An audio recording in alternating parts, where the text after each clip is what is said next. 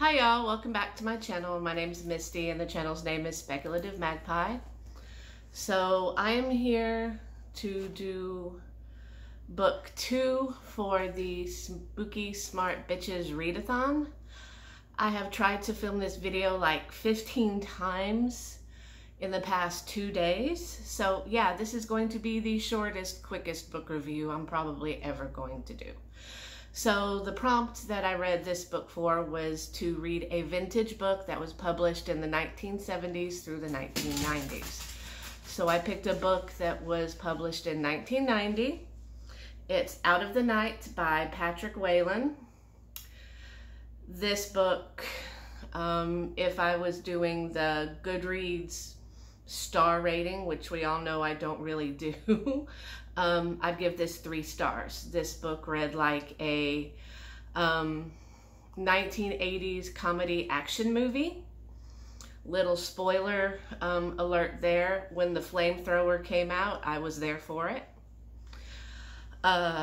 Basically, the synopsis of this book is demons came to the West Coast 100 years ago to the small town of Ravenna, and they performed a ritual that would get them back to their full power.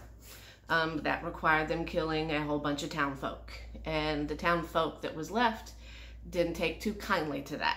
So after the demons finished their ritual, they were kind of weak and not able to like defend themselves, and the townspeople like strung them up kind of, because this was like the Old West kind of thing.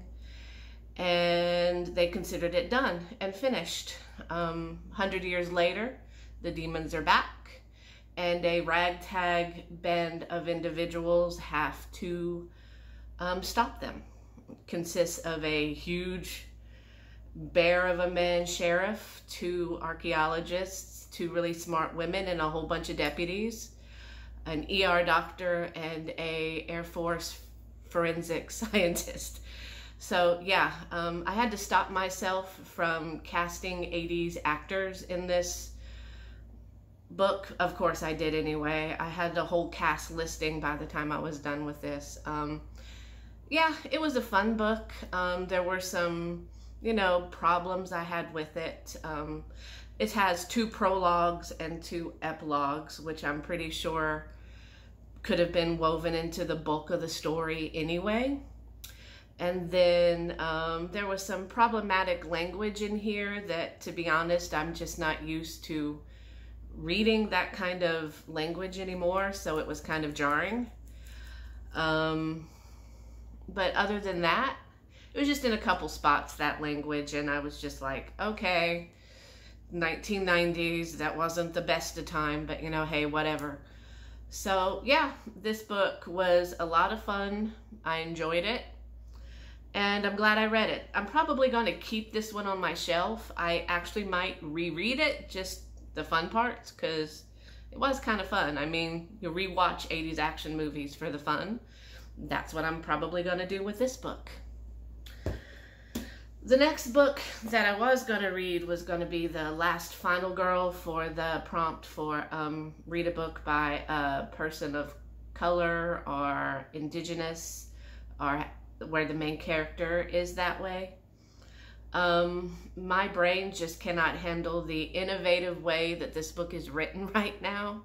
So it's going to go back on my to-be read cart, and I have another book coming in that I might replace it with. We'll see. I really want to read this book. I just cannot, I can't brain enough right now to do it. So instead, I'm going to read Darcy Coates' Craven Manor, my pick for read a horror book written by a woman. So yeah, I'm going to be starting this one today at work. So thank you very much for coming. Thank you for sitting through this really rough and rushed video. And I will talk to you next time about books and things. Bye-bye.